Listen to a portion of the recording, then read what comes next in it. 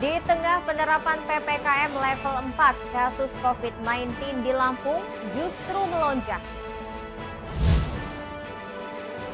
Seekor sapi kurban di Bandar Lampung kabur ke lingkungan perumahan.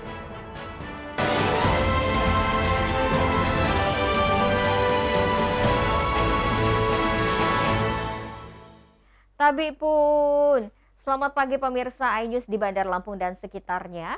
Selama 30 menit ke depan, kami akan menemani pagi Anda dengan berbagai liputan dari berbagai daerah di Lampung. Di saat penerapan PPKM level 4, kasus COVID-19 di Lampung justru melonjak. Tidak hanya itu, sejumlah daerah juga silih berganti menjadi zona merah. Pemirsa, bersama saya Ferlisi Andini, inilah iNews Lampung selengkapnya.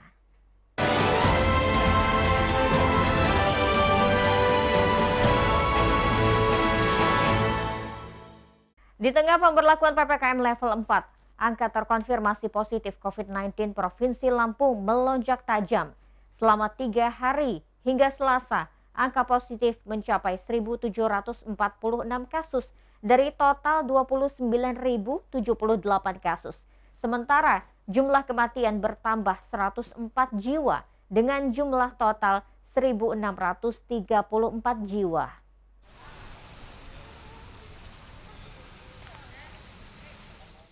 Seminggu penerapan PPKM darurat di beberapa wilayah Provinsi Lampung, jumlah masyarakat yang terpapar COVID-19 terus bertambah. Selama 3 hari, angka terkonfirmasi positif bertambah 1.746 kasus dari total 29.078 kasus. Bertambahnya jumlah kasus terkonfirmasi positif ini dikatakan Jubir Satgas Penanganan COVID-19 Provinsi Lampung setelah adanya perluasan tracing di beberapa wilayah. Jika melihat ciri-ciri penyebaran COVID-19 di Provinsi Lampung, adanya kemungkinan varian Delta telah masuk ke Lampung. Namun hal tersebut masih dibantah oleh Pemprov karena masih menunggu hasil uji laboratorium. Ya, memang kami ada perintah perluasan tes dan tracing. Jadi begitu kita melakukan perluasan tes dan tracing seperti saran dari Imendagri, memang kami dinyatakan masih kurang. Terdapatlah orang-orang yang positif tersebut. Namun jika dilihat dari bor rumah sakit, dalam beberapa hari ini terjadi penurunan. Jadi mungkin yang positif itu tidak bergejala ataupun yang ringan. Saat ini yang ringan diusahakan untuk isolasi mandiri di rumah. Jika terjadi hal-hal yang memberatkan baru mencari rumah sakit, demikian. Apakah lonjakan ini terkait isu varian Delta, Bun? Ya, untuk varian Delta kami masih menunggu kabar dari Kementerian Kesehatan. Jika ada pasti kami akan publish ke semua media. Terima kasih. Meningkatnya angka terkonfirmasi positif COVID-19 juga berdampak kepada meluasnya wilayah yang masuk sebagai zona merah. Hingga hari ini, 5 kabupaten kota seprovinsi telah ditetapkan menjadi zona merah. Kelimanya yakni Kota Bandar Lampung, Kota Metro, Kabupaten Lampung Timur, Kabupaten Lampung Utara, serta Kabupaten Pesawaran. Dari Bandar Lampung, Andres Avandi, iNews melaporkan.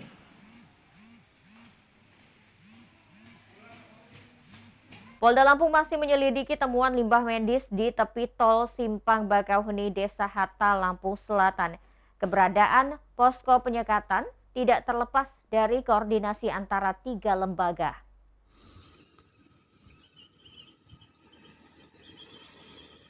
Saat ini penyidik di Treskrimsus Polda Lampung telah mengusut temuan ini. Polisi akan meminta keterangan dari beberapa warga yang dekat dengan lokasi pembuangan. Polda Lampung membenarkan lokasi temuan limbah medis merupakan posko penyekatan. Namun keberadaan dan fungsi posko penyekatan tidak lepas dari koordinasi antara 3 lembaga. Ya, itu yang masih nanti kita ini kan ya, karena memang beberapa waktu yang lalu sudah ada ya kegiatan-kegiatan yang menggunakan alat tersebut. Dan juga kami melaksanakan kegiatan-kegiatan tersebut tidak terlepas dari adanya 3 pilar. Ya, baik dari pemerintah daerah sendiri, kemudian kemudian juga Polri dengan dukungan TNI. Tapi yang menyangkut kaitan dengan masalah-masalah medis itu pasti berkoordinasi dengan dinas terkait di bidang hal tersebut. Mungkin itu yang bisa kami sampaikan. Sebelumnya, viral video yang menunjukkan tumpukan limbah medis di tepi jalan tol Trans Sumatera. Limbah medis yang dibuang merupakan bekas jarum suntik, cairan pengencer, serta pipet yang digunakan untuk mengambil sampel antigen. Dari Bandar Lampung, Andres Avandi, iNews melaporkan. Di gerbang tol Bakauheni. Pemirsa, tumpukan limbah medis bekas antigen ditemukan berserakan di tepi tol Simpang Bakauheni, Desa Hatta, Lampung Selatan. Titik temuan limbah medis ini pernah dijadikan salah satu tempat posko penyekatan. Polisi masih mendalami penemuan ini.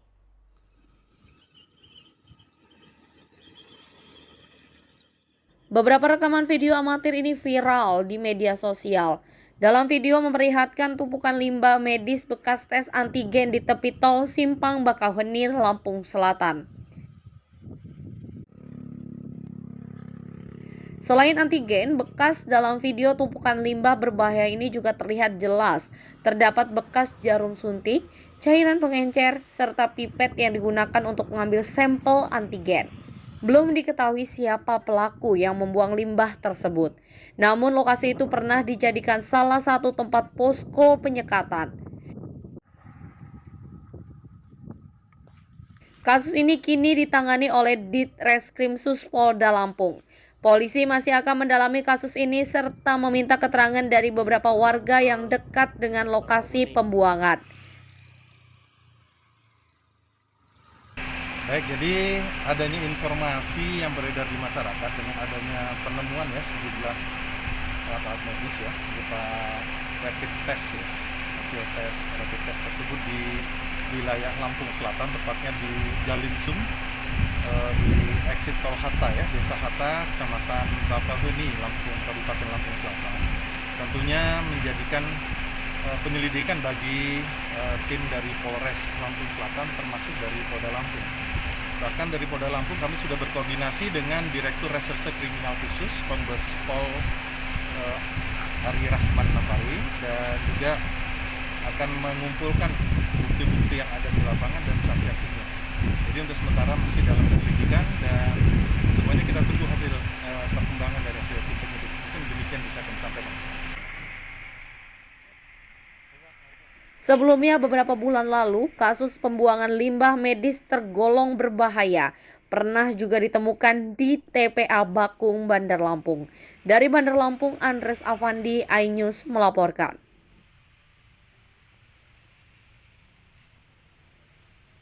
Beralih ke informasi lain, pemirsa, ada banyak cara humanis yang dapat dilakukan polisi saat mengawasi pelaksanaan PPKM level 4 berlangsung.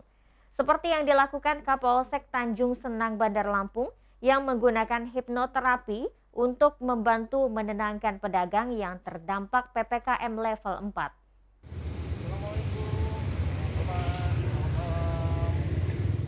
Petugas kepolisian sektor Tanjung Senang mendatangi sejumlah lokasi usaha pedagang makanan di kawasan Waikandis, Bandar Lampung.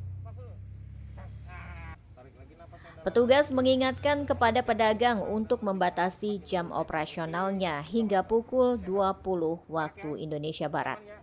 Menariknya, dalam penerapan pemberlakuan pembatasan kegiatan masyarakat atau PPKM level 4 ini, petugas menggunakan pendekatan humanis, yakni dengan memberikan sugesti melalui metode hipnoterapi. Pedagang diminta untuk menutup mata sambil mendengarkan setiap sugesti yang diucapkan.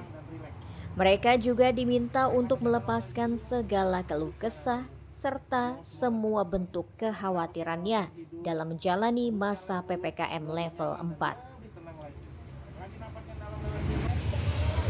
Tenang aja nih pikiran. Yang sebelumnya ngerasain apa mas? Pusing atau gimana mas? Pusing mah. Apa yang kita rasain dengan dampak PPKM daruratnya? Ya, semuanya dari pendapatan, pengeluaran. menurun pendapatan kita ya. menurun.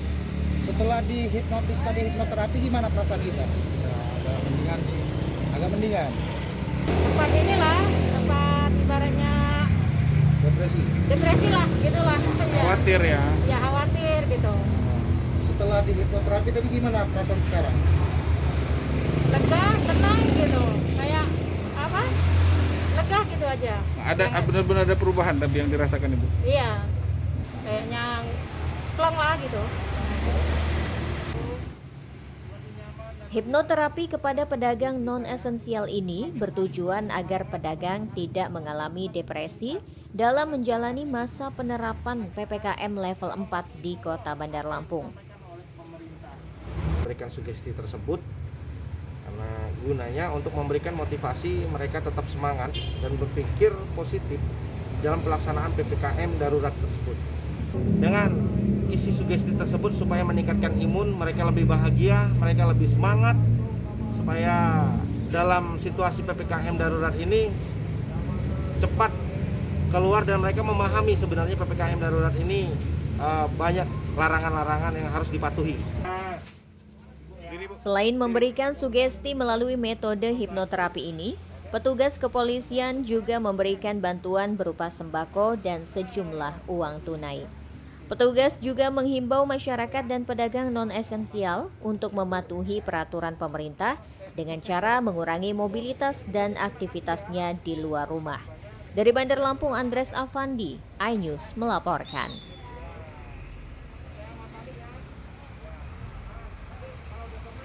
Pemirsa, setelah jeda pariwara berikut, kami kembali dengan informasi. Seekor sapi kurban di Bandar Lampung kabur ke lingkungan perumahan. Tetaplah bersama kami.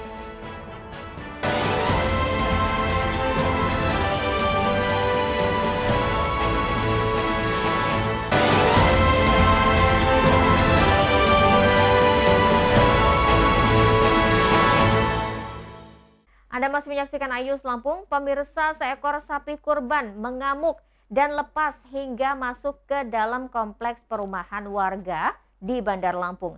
Panitia kurban kewalahan menangkap sapi karena menyerang warga saat hendak kembali ditangkap. Waduh, sapinya ngabur. Peristiwa lepasnya sapi kurban saat hendak dilakukan penyembelihan ini terjadi di lingkungan Masjid Al-Fatih, Perumahan Ragom Gawi 1, Kemiling Permai, Bandar Lampung. Waduh, masuk perumahan. Sapi yang diketahui galak ini berontak saat hendak disembelih dan seketika terlepas dari tali ikatannya. Sapi kemudian kabur dan masuk ke komplek perumahan dan membuat geger warga. Panitia kurban sempat dibuat kewalahan saat berupaya menangkap kembali sapi galak yang kabur ini karena beberapa kali menyeruduk saat didekati untuk ditangkap. Sapi akhirnya berhasil ditangkap setelah panitia kurban meminta bantuan pemilik sapi dan baru dapat dijinakkan setelah sempat kabur sejauh 2,5 kilometer dari lokasi pemotongan. Nunggu sapi itu memang ada salah satu yang galak itu. Oh, yang galak itu Pak ya. Makanya dibuat mereka tulisannya sapi galak. Pas saat sudah mau pemotongan jam 10.30 bagi yang tukang jagal ini, maka sapi ini meronta. Tali itu nggak sampai 2 meter. Oh, pendek Pak ya. Pendek, sehingga dia melontar gini langsung lepas lari. Karena anak-anak banyak sini. Stres sapinya Pak ya. Stres sapinya sudah ada banyak kan. Itu lagi satu orang yang ini informasi manggil bagi yang punya sapi tempat pembeli itu, mereka hadir duluan dibantu dengan kawannya 3 orang. Itu minjam mobil Pak Gusti yang dia punya mobil untuk rambu-rambu jalan itu. Angkut Pak ya. Angkut itu. Nah, dan juga alhamdulillah sapi itu diikat. Hingga sapi berhasil ditangkap, tidak terjadi insiden apapun. Panitia ataupun warga kembali melanjutkan prosesi penyembelihan kurban. Dari Bandar Lampung, Andres Afandi, iNews melaporkan.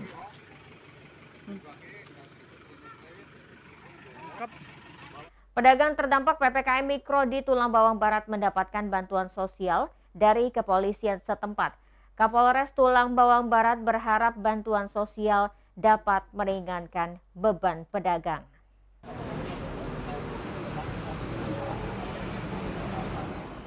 Sejumlah pedagang di Kabupaten Tulang Bawang Barat yang terdampak pemberlakuan pembatasan kegiatan masyarakat atau PPKM berskala mikro menerima bantuan sosial dari Mapolres setempat.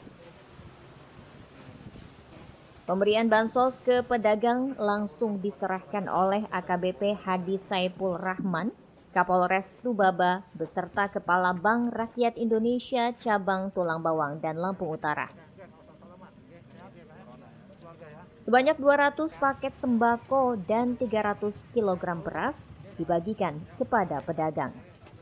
Bantuan sosial ini diharapkan dapat bermanfaat bagi penerima sehingga mampu meringankan beban pedagang yang terdampak PPKM. Kepada masyarakat berupa sembako. Jadi kita mendapatkan bantuan dari BNI untuk sembako, kemudian juga dari Polres ada beras. Ini kita berikan kepada pedagang-pedagang yang terlibat di situasi sedang dilaksanakannya PPKM darurat ini. Dan mudah-mudahan kepada masyarakat ini bisa membantu, dan harapan kami kepada masyarakat tetap untuk melaksanakan kegiatan di rumah saja dalam situasi PPKM ini, tetap menjaga protokol kesehatan. Berapa banyak sembako yang kita bagikan, Komandan? Kita ada 200 paket untuk hari ini. Kabupaten Tulang Bawang Barat hanya melakukan PPKM berskala mikro lantaran wilayah tersebut masih berstatus zona kuning. Meski demikian, pembatasan yang bersifat menimbulkan keramaian tetap ditiadakan guna menekan kelonjakan kasus COVID-19. Dari Tulang Bawang Barat, Haryadi Haka, iNews melaporkan. Sejumlah warga Tiu Chandra Mukti, Kecamatan Tulang Bawang Tengah, Kabupaten Tulang Bawang Barat mengeluhkan kinerja Pemkab setempat kepada Dewan. Pemkab dinilai lamban dalam mengatasi berbagai masalah di daerah. Pemerintahan NKRI ini sementara kewajiban yang Keluhan disampaikan kepada anggota Dewan dari daerah pemilihan 1, yaitu Yantoni, Wawan, Asep, Sugito, dan Sobri. Warga mengeluhkan lambannya pemerintah daerah dalam melayani keluhan dan harapan mereka. Ada sejumlah keluhan masyarakat yang diterima para anggota Dewan tersebut, seperti kompensasi lahan yang belum terrealisasi, infrastruktur, hingga masalah pertanian. Warga sudah berulang kali menyampaikan keluhan kepada dinas terkait, namun hingga kini belum juga ditanggapi. Belum terrealisasi sampai sekarang. Jadi melalui proposal, melalui komunikasi intent, kami dari Tiu ini sudah mendatangi dinas-dinas terkait, pun sampai hari ini belum ada realisasi. Dewan berjanji akan menindaklanjuti keluhan warga. Seluruh aspirasi akan disampaikan kepada Bupati setempat dan jajaran dinas terkait dalam sidang paripurna. Insya Allah nantinya ini akan kita sampaikan lewat paripurna. Kemudian kita akan tindak lanjuti dengan pimpinan supaya apa yang menjadi aspirasinya masyarakat, karena memang kami melihat pada hari ini yang tertunda. Ini kesalahan dari siapa? Kalau kami DPRD, masalah tubuh itu memang sudah kami sampaikan, kemudian masalah drainase itu pun memang sudah kami sampaikan, dan insya Allah ini akan terakhir kita akan memperjuangkan apa yang menjadi keinginan masyarakat kita. Serap aspirasi lintas komisi ini merupakan agenda rutin Dewan Perwakilan Rakyat Daerah Tulang Bawang Barat. Dari Tulang Bawang Barat, Haryadi Haka, iNews melaporkan. Pemirsa, setelah pesan-pesan berikut ini kami kembali dengan informasi. Potensi ternak burung puyuh yang menjanjikan sesaat lagi hanya di iNews Lampung.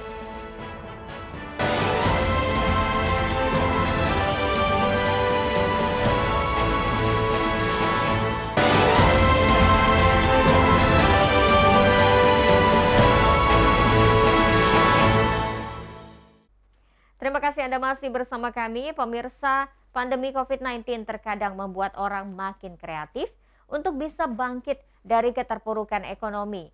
Salah satu yang menjadi peluang usaha yang kini banyak ditekuni warga adalah budidaya burung puyuh. Laporan tersebut mengakhiri iNews Lampung hari ini. Mewakili tim yang bertugas, saya Ferlicia Andini undur diri. Patuhi protokol kesehatan dan jangan lupa untuk menggunakan masker saat berada di luar rumah. Terima kasih dan sampai jumpa.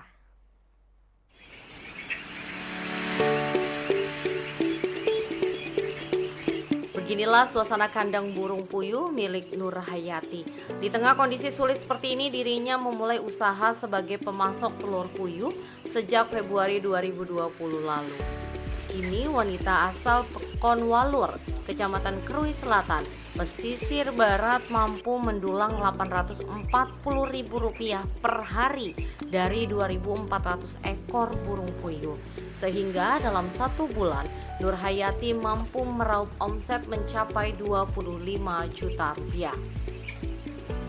Produktivitas reproduksi burung puyuh sangat bagus sehingga mendorong tingkat produksi yang tinggi. Pada usia 45 hari, burung puyuh sudah mampu bereproduksi dengan tingkat produksi telur sebanyak 1 butir per hari. Begitupun di hari-hari selanjutnya, burung puyuh yang berukuran kecil membuat biaya yang dikeluarkan oleh peternak tidak terlalu besar. 1 ekor puyuh dalam masa produksi telur hanya membutuhkan pakan sekitar 20-25 gram per hari. Kandang burung puyuh bisa disusun bertingkat sehingga bisa dibudidayakan di lahan yang sempit atau di pekarangan rumah.